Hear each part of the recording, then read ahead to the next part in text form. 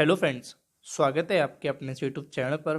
दोस्तों, आज मैं इस वीडियो में डिस्कस करूंगा जब आप अपने घर में बीम की सेंटरिंग कराते हैं। दोस्तों, जैसे कि आप वीडियो में देख पा रहे हैं, यहाँ पे जो सेंटरिंग की जा रही है स्लैब और बीम की साथ ही की जा रही है। यहाँ पे कुछ बीम आप देखेंगे कि दीवार पे भी है और कुछ नॉर्मली जो फ्री है, मतलब नीचे से अभी कोई ऐसा सपोर्ट नहीं है जो ओपनली लटक रहेगा।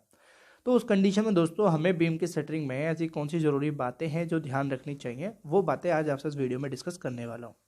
सो प्लीज़ वीडियो को पूरा एंड तक देखना ताकि आप मेरी कही बात को समझ सकें। सबसे पहले दोस्तों मैं आपको बता देता हूँ, जैसे कि हम अपने बीम की सेंटरिंग करते हैं तो सबसे पहले आपको ध्यान रखना है कि आप ये चीज़ पता कर लीजिए कि होता क्या है कि ज़रूरी नहीं कि हर किसी के घर में एक ही साइज़ के बीम हो। दोस्तों, कहीं कहीं आपकी जो बीम की लटक रहती है ज़्यादा रहती है, कहीं कम रहती है, तो वो चीज़ पहले ही आप अपना उसमें चेक कर लीजिए कि किस पोर्शन पे हमारा बीम या बॉटम जो लगानी है किस तरह से लगानी है, कौन से बीम की कितनी लटक है। तो ये चीज़ ज़रूर चेक कर लें, इससे फ़ायदा रहेगा आपकी कॉलम को कास्ट करने में भी और बीम की सेटिंग लगाने में भी।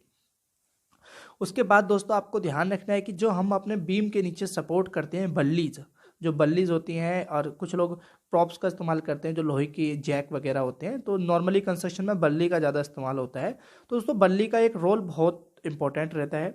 इसीलिए दोस्तों हमारी जो बल्ली होती है, आप ध्यान रखें कि कहीं से कटी फटी या टूटी फूटी नहीं हो, बीच में से जॉइंट वगैरह ना हो, नॉर्मली यूनिफॉर्म साइज शेप में हो।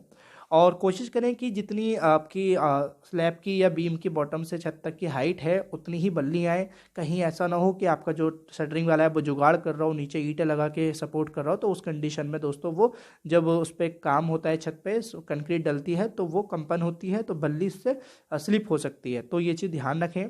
साथ ही दोस्तों आपको ध्यान रखना है कि एक बल्ली से दूसरी बल्ली का जो गैप रहता है, यानी अगर मान लीजिए चाहे वो बीम की है चाहे वो छत की है, बीम की बॉटम के नीचे जो बल्ली लगाते हैं तो आप ध्यान रखें कि दोनों के बीच की दूरी 2.5 से 3 फीट से ज़्यादा नहीं होनी चाहिए। मैक्सिमम 3 फीट से ज़्यादा बिल्कुल भी नहीं होनी चाहिए। तो ये चीज़ आप ध्यान रखें, इससे हमारा बीम का सपोर्ट बना रहता है। नॉर्मली होता है क्या है, जैसे मान लीजिए कि जब आप अपने किसी दीवार पे बीम दे रहे हैं तो नीचे से उसको सपोर्ट मिल जाता है, वो बीम पे दीवार पे टिका रहता है। लेकिन जो फ्री रहेगा नीचे से, उस कंडीशन में तो दोस्तों आपको बहुत ध्यान देना बल्ली का। अब मान लीजिए कि आप दीवार पे बीम दे रहे हैं, तो क्या होगा, उसमें भी आपको क्या ध्यान देना है, जो बीम दीवार पे दिया जाता है तो उसकी जो साइड होती है, हमारी जो हमारे बीम होता है उसमें जो साइड हम और पास से सपोर्ट करते हैं, चाहे वो फ्री वाला हो यानी जो नीचे सपोर्ट नहीं हो, या फिर दीवार वाला, उसका बहुत ही ज़्यादा मतलब ध्यान देना है। अक्सर होता है क्या है कि कुछ लोग उसको जो सपोर्ट करते हैं वो नॉर्मली वाइंडिंग वायर तार से ही सपोर्ट करते हैं और कील लगा देते हैं।